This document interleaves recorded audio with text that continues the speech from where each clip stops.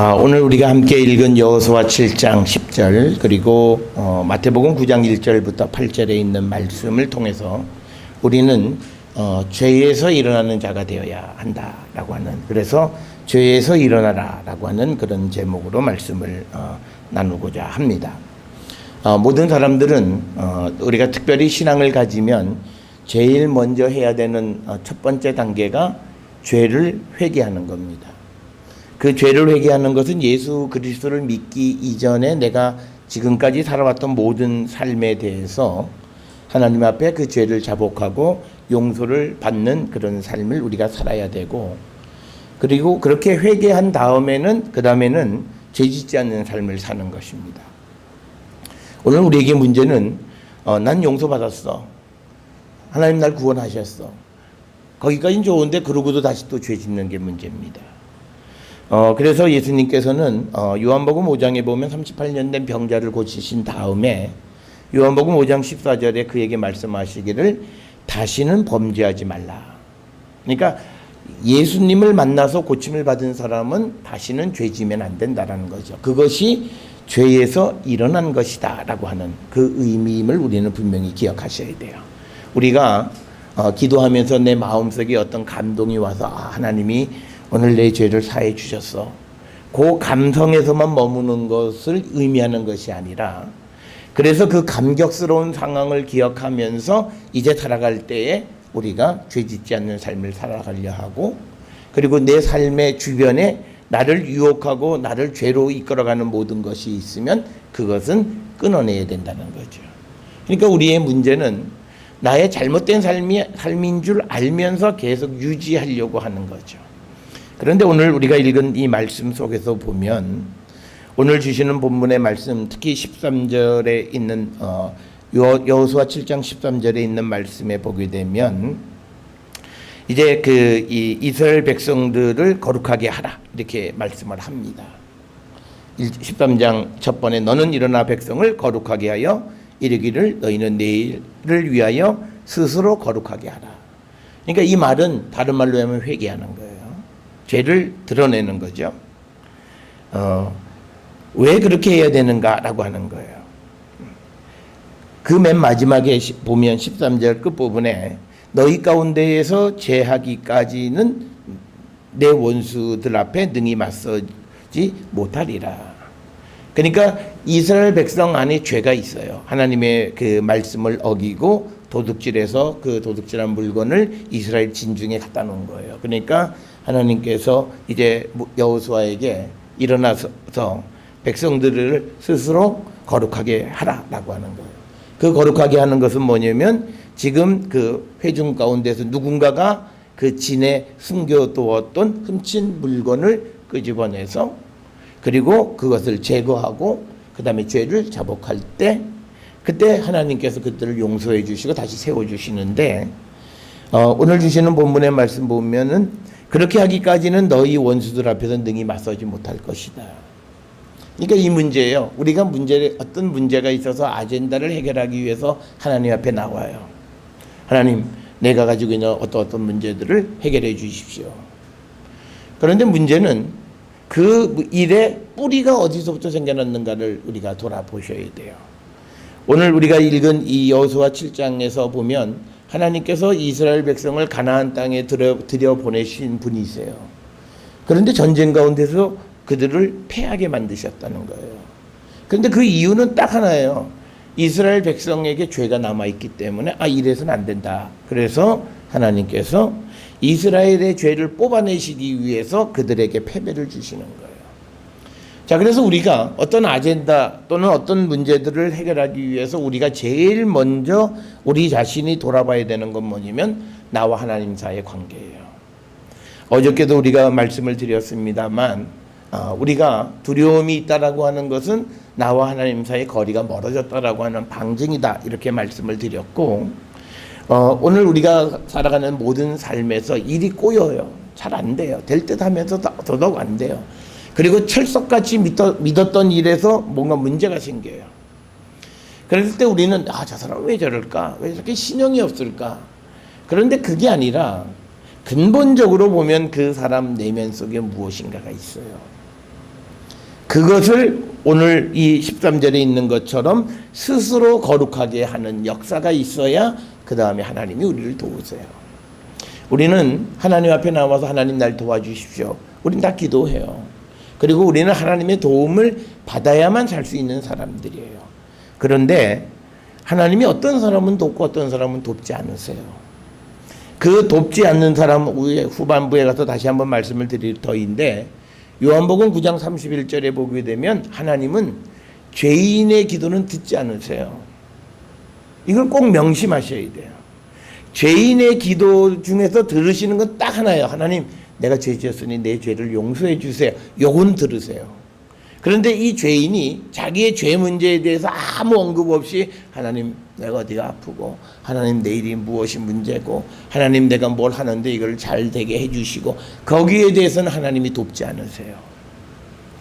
이 원리를 우리가 분명히 알아야 돼. 그래서 우리가 이 죄에서 일어나지 않으면 하나님의 도움을 우리가 입을 수가 없다라고 하는 겁니다.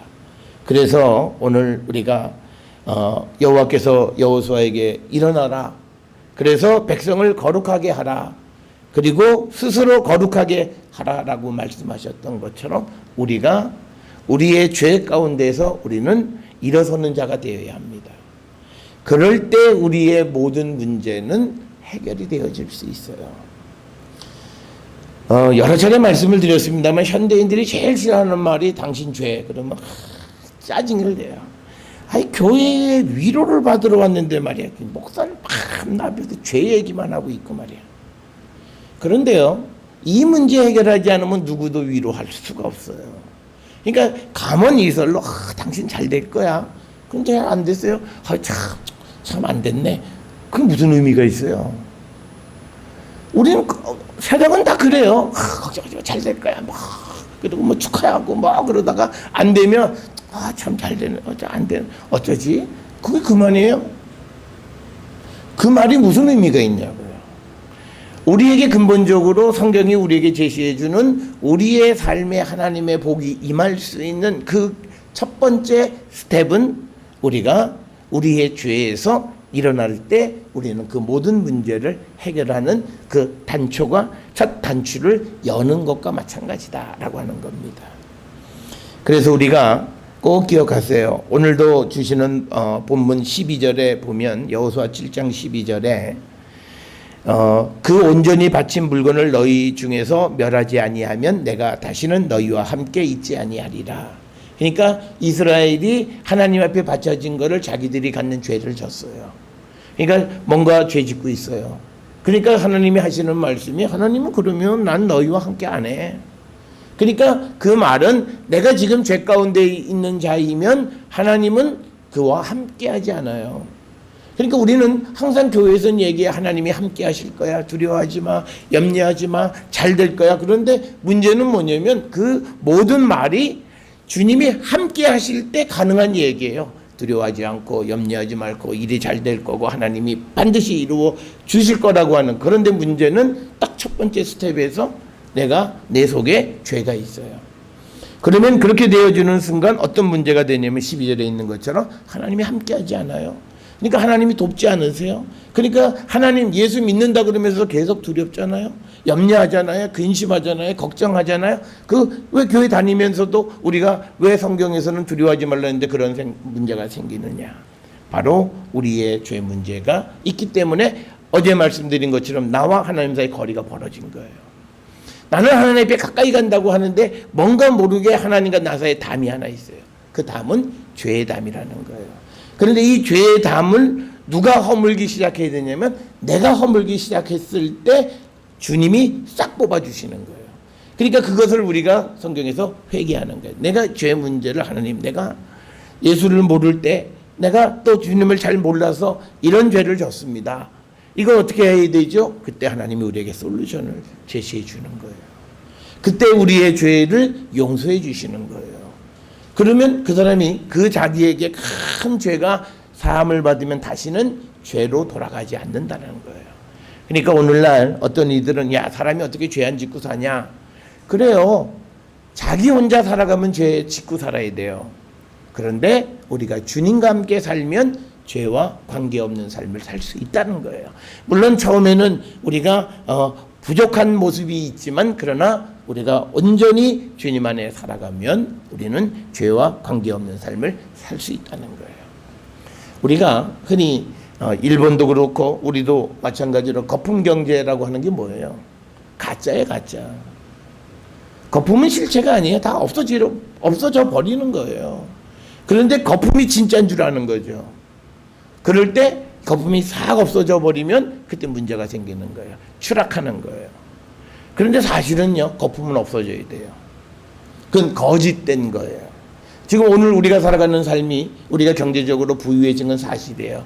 그런데 정말 우리가 누리는 만큼의 부가 가질 만큼 우리는 정말 부한 나라가 됐는가를 돌아보세요. 우리는 그것보다는 훨씬 더 과하게 누리고 사는 거예요. 그러니까 문제가 뭐냐면 그 과하게 누리고 사는 것을 충족하기 위해서 우리는 해서는 안 되는 일을 하게 되는 거예요. 그래서 우리가 기본적으로 이 사회 체제 속에서 우리가 죄를 짓고 살아가는 그런 삶의 구조 속에 빠져 있다는 거예요. 이 속에서 우리가 발을 빼야 돼요.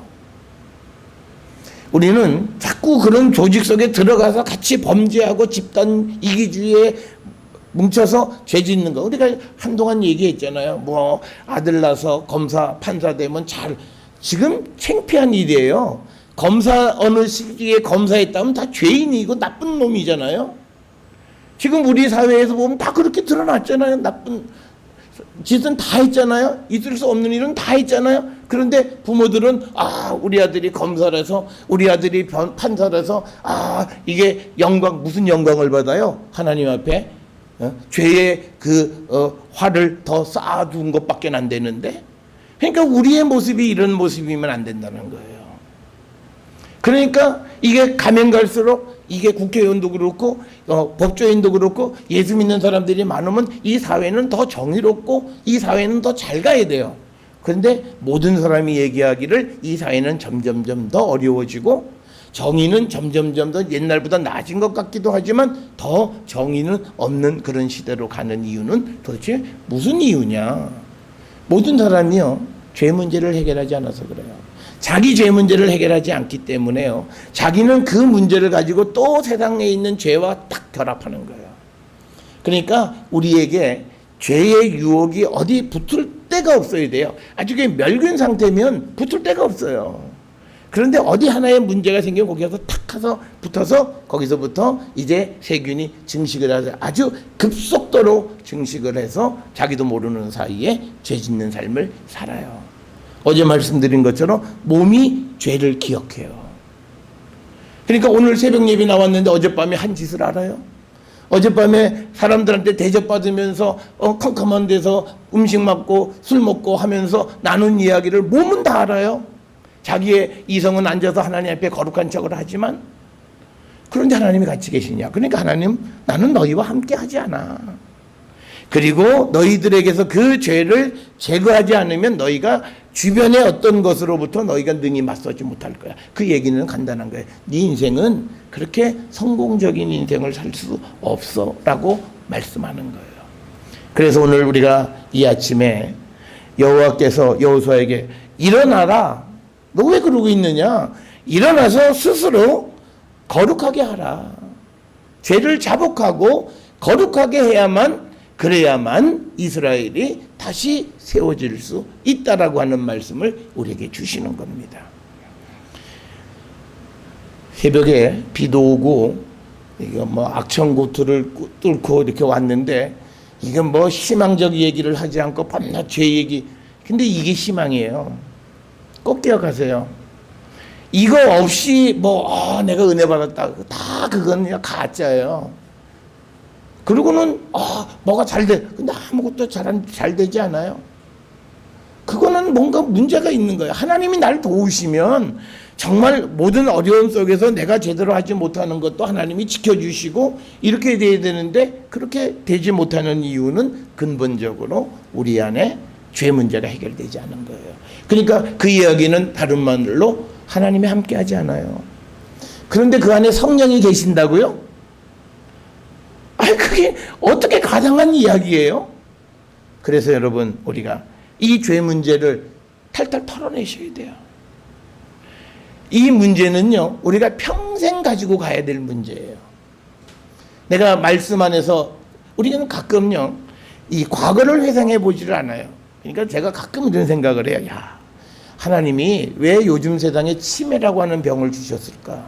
치매는 지금 걸 기억 못하고 옛날 걸 기억하잖아요. 30년 전 거, 40년 전 거는 기억을 잘하잖아요. 그러니까 하도 죄를 자복하지 않으니까 너 옛날 기억하면 내가 강제로 기억시켜 주시는 게 아닌가 이런 생각도 해봐요. 그러니까 예수 믿기 이전에 내가 졌던 그 죄, 아직까지 내가 씻어내지 못했던 그 문제를 우리는요 죽을 때까지 하나님 은혜 가운데 살아가면서도 그 문제를 해결하기 위해서, 자복하기 위해서 우리는 깨어 있어야 돼요. 그래야 그 사람이 건강해요. 그래야 더 이상 잘못된 일을 행하지 않아요. 우리는요 권기대에 다 해요.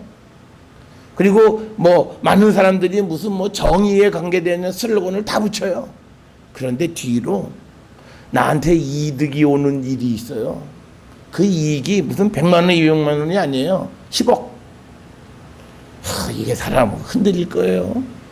그러니까 뭐예요? 우리가 유혹에 빠지지 않게 하는 거예요. 그러니까 예수 믿는 사람에게는 그런 유혹이 안 오는 거예요. 왜? 하나님이 막아주시는 거예요. 그게 은혜예요. 여러분 10억에 견딜 수 있을 것 같아요? 그런데 내가 지금 어려워. 우리 집안에 누가 환자가 있는데 이게 큰 돈이 있으면 외국 가서 한번 낫는다고도 해. 근데 돈이 한 5, 6억 들어. 그냥 누가 10억을 준다. 그러면 뭐라 생각하는 줄 아세요? 하나님 어떻게 나를 아시고 그렇게 딱 맞춰서 준비해 주셨냐. 그러고는 검은 돈을 덜썩 받는 거예요.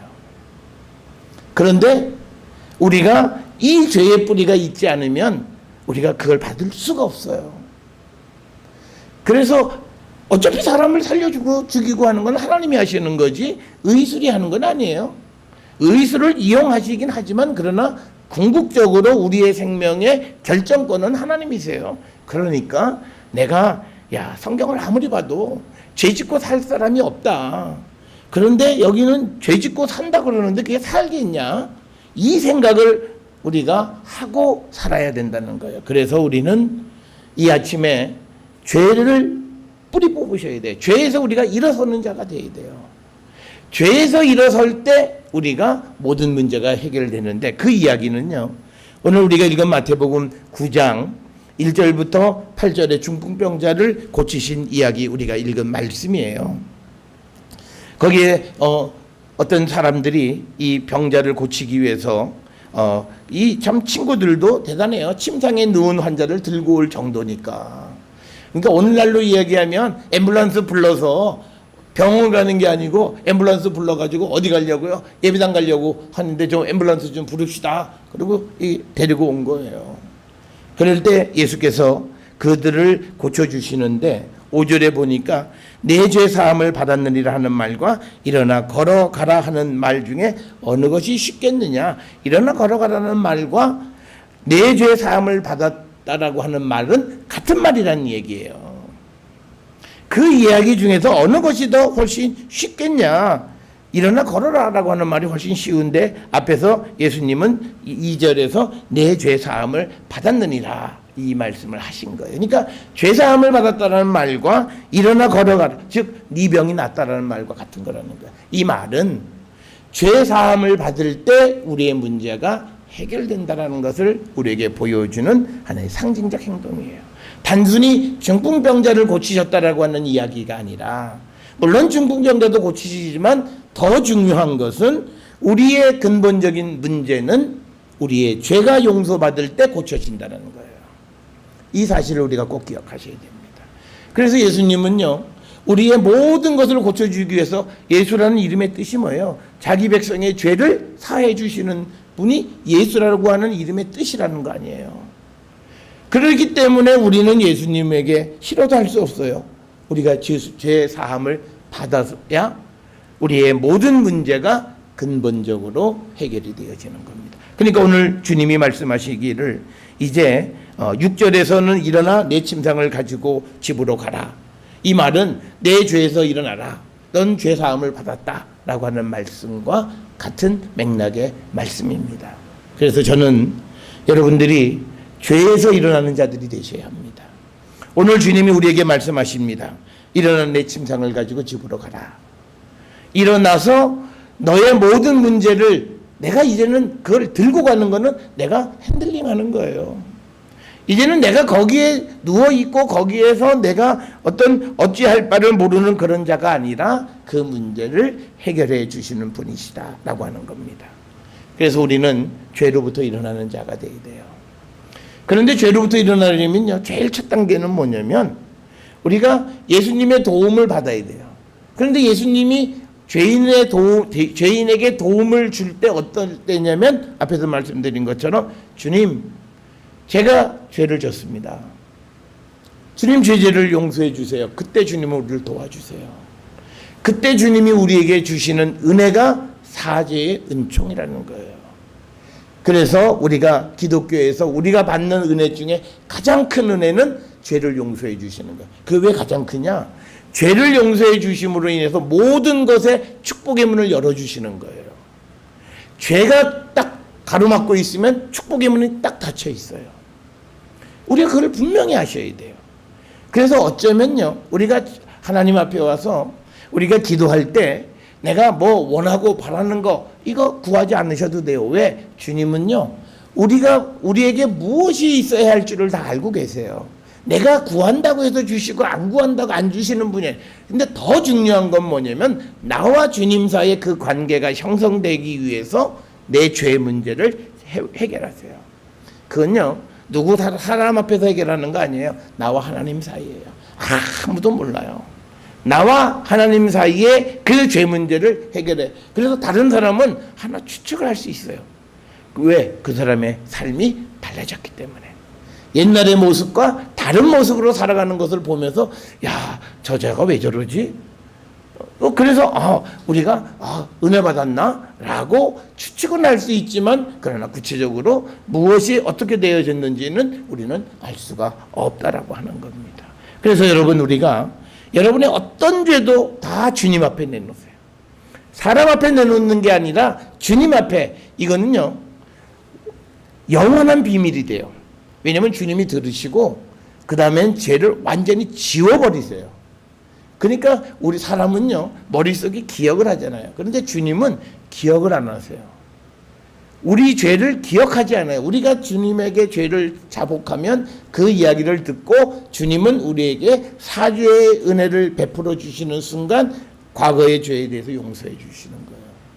그런데 그게 완벽하게 지워졌는데 다시 살아나실 때가 있어요. 다시 죄 지을 때. 아니, 너는 지난번에 와서 나한테 죄를 용서받고는 또 그러냐? 그래서 우리가 다시는 죄 지으면 안 된다는 거예요.